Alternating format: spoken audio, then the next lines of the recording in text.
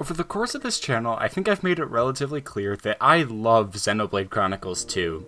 It was a game that put characters forward into carefully considerate and elaborate worlds with phenomenal storytelling and twists that all served to tackle extremely heavy themes and questions. I admired all the detail poured into the world.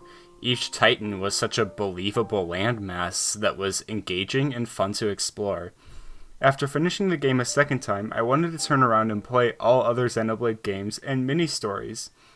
Having finished the Xenoblade Chronicles Definitive Edition at long last, I've come here to discuss it, because I think it's just as good as the second, and it has a new array of fascinating ideas to discuss. Xenoblade introduces its world through the Battle of Sword Valley. The Homs are at battle against the Mechon, who are unyielding in their assaults. You are not initially greeted with Shulk, rather the focus is on Dunban, but more so the sword he wields, the Monado. The Monado takes a severe toll on Dunban, and he ends up severely injured by it. This is when we are finally introduced to Shulk, long after the battle has ended. This is when the main focus of the story truly begins. It's a small and humble beginning, but there's some light directionality, the ever-present threat of the Mechon. Each of the characters are introduced from a very human level. They are all friends together in Colony 9. It's down to earth and focuses on the characters, their relationships, and their everyday life. Shulk is a carefree Homs who finds himself fascinated with the Monado and continues to research it. Ryan is a loyal and genuine friend whose care for his friends is remarkably evident through everything he does. Fiora is a caretaker. She ensures the security and comfort of those around her. And Dunban is, between these opening bits in the prologue, the devoted, brave hero. He strives to protect everyone around him above anything else. However, in this second introduction, he is still recovering from the wounds brought about by the Monado. Some of these details seem superficial at first, but a rule of thumb with any Xenoblade game is that every single minute detail has a very deliberate purpose. That purpose may not be discovered for another 60 plus hours, but there is a reason for everything that makes this game feel extremely cohesive and well produced. The colony is a very peaceful place, but suddenly, in the middle of this peace, the Mechon return and attack Colony 9. This leads to a massive and devastating set piece. It is, like the Mechon, unyielding. Shulk's home is getting ravaged, and there's nothing he can do about it. He rushes alongside Ryan to fight and protect the colony as much as possible, but it proves insufficient as more and more Homs are killed. Eventually, Shulk resorts to the Monado, his last hope to protect his people. And it works. The Monado grants him visions and strength to protect the people with decent success. But this is when Metalface is introduced. A Mechon that seems so much stronger than the others. You find now that the Monado is useless, and despite your best efforts, the Monado cannot make any strike against Metalface. Fortunately, Fiora is there to save you, rushing in on a giant tank-like weapon. But you see the future. You see Fiora killed by Metalface, but there's nothing you can do. Lying there, helpless, you see Fiora die at the Mechon's claws. This is the event that sparks your journey. A journey of revenge. It seems the Homs are on the losing end of an ever-present war against the Mechon, barely managing to hold out after all these years. The people of Bionis are on the brink of extinction from their constant assaults of the Mechon. There is no victory to be had. Nothing that seems clear, at least. So Shulk sets out not to save the people or turn around the war for hopes of victory. No. He sets out for revenge. He wants to kill the Mechon that killed Fiora, and nothing is going to stop him. So Shulk and Ryan set out on their journey, and Dunban watches from a window. Still recovering from his injuries, he cannot join, but he promises his return in time. These moments foreshadow the tragic conclusions that are to come. While you have a mission that you've set out on, there isn't any evidence of resolve that could possibly come from it. The Mechon attack was all part of a larger conflict between the Bionis and the Mechonists. That conflict is much larger than Shulk and Ryan. They've set out for revenge, not victory. It's not a noble journey. It's not a heroic rebellion. If they are to succeed in their goals, the people would still be in danger. Their conflict would not get any better.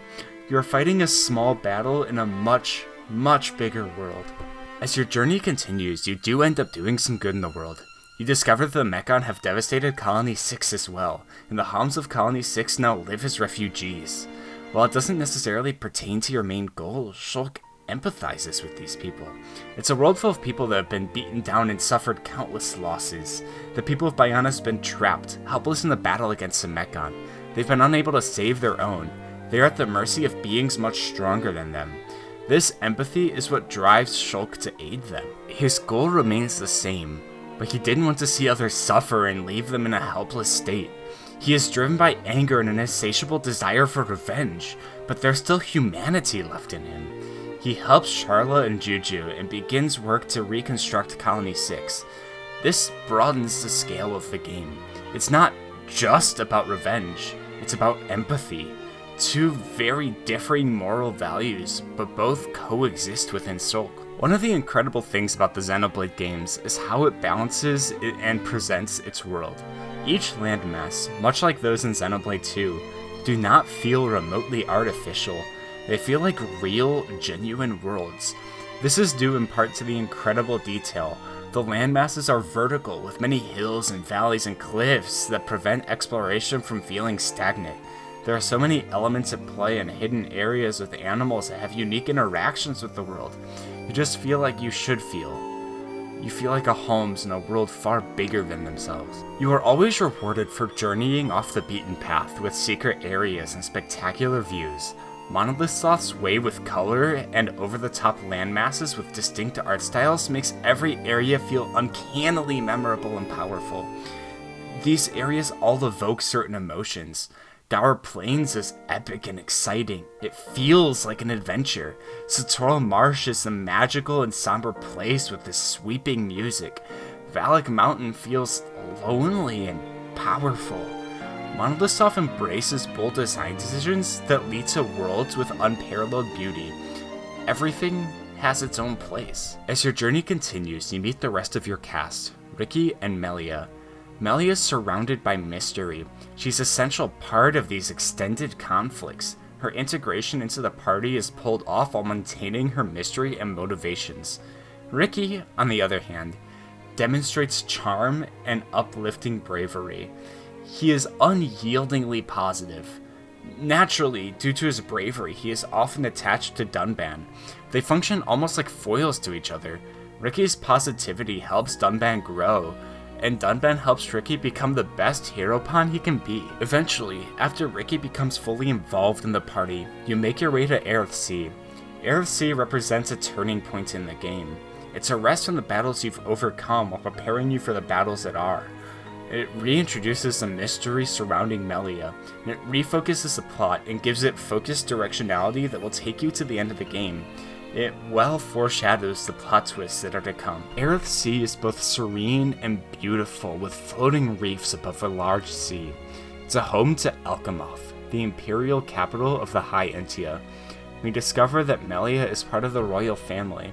We meet his brother, Callian, and his father, the supreme leader. You and your party, minus Melia, are taken away to prison while Melia talks to her father. As it turns out, there's foul play between the leaders of Alchemoth, and Lord Athea seems to oppose Melia. It's Melia's ultimate fate to rule over the High Entia, and in her journey to become princess, an attack is levied against her, which, by the help of Elvis, Shulk is able to retaliate against. There's something wrong in Heir of C. It's tangible. The party can feel it. However, they journey on to Prison Island, where Shulk is foreseen a battle. Atop the island, the entire game changes forever. You meet Zanza, creator of the Monado. He has been held prisoner on the island, but promises he can unlock the true power of the Monado. Shulk agrees, and just in time as a swarm of Mechon attack, but there's a new Mechon on their ranks, one with white armor. Her voice resonates with Shulk, and she opens her face and armor to reveal that she's Fiora. In a sudden twist of fate, everything changes. Shulk has been fighting to avenge Fiora's death, but right in front of her eyes, Fiora was still there, very much alive. She was alive, but her memory was gone. He reaches out to her, not to no avail, but everything he has done, pushing the world closer to war, has all been on a lie. It has been for nothing. You begin to question the sovereignty of your own mission. What was always rooted in selfish desire. That desire was misguided, and in fighting for it, the world has become a far more dangerous place. But this does not stop the party. It doesn't even slow them down. It now becomes their mission to save Fiora rather than avenge her, regardless of how many died to make that happen. It leads you on to your next journey, to Galahad Fortress. The game has been going in one direction so long, with a sudden change, the rest of the game becomes unpredictable. Shulk and his party are no longer organized with any set plan. Instead, they are victim to constant change. There are diversions to every expectation. Every time you feel like you are in control, the floor beneath you crumbles. Taking a driven character that suffers defeat after defeat, you begin to better understand their humanity. Shulk is still young, yet he's put in constant dire situations which he has no control over, and this takes a toll on him. When you finally reach Galahad Fortress, Fiora is right before you, but a new Mechon, Egil, stands in your way. Egil causes great destruction, and Fiora rebels against her own Mechon body in order to fight back. In this moment, Shulk has to choose between the safety of his party or reaching out to Fiora. There's a conflict of interest, and Shulk was so close to saving everyone and getting back Fiora. Being selfish and young, he jumps out of Galahad Fortress and reaches out to Fiora as she falls into the ocean below them. When you wake up, you find yourself on Wreckage Beach, and Fiora is there too. The entire game has been a journey for revenge to avenge Fiora, and finally, at long last, you're with her, and she's free from her Mechon shell. This is everything you have been fighting for, and it leads to an emotional reunion. Finally, something went right for Shulk, and he's back with the girl he loves. His journey is over. However, the story goes on, and your reunion with the rest of the cast proves there's still more that needs to happen. You find yourself in a refuge for Machina, the people of Mechonis. The conflict has not just affected the homes of Bionis, but the Machina of Mechonis as well. Everyone has suffered. You meet Egil's father, who begs you to kill Egil. While this would continue a journey that Shulk thought might be done, he still sympathizes with the people victim to ruthless attacks. You begin to see just how much Shulk wants to live his own life. A simple life with Fiora. But fate, as cruel as it's been to Shulk, is realized. They avenged Fiora, perhaps in the best way possible. But the Mechon are still an active threat. If they return to their lives, the cycle of death would continue.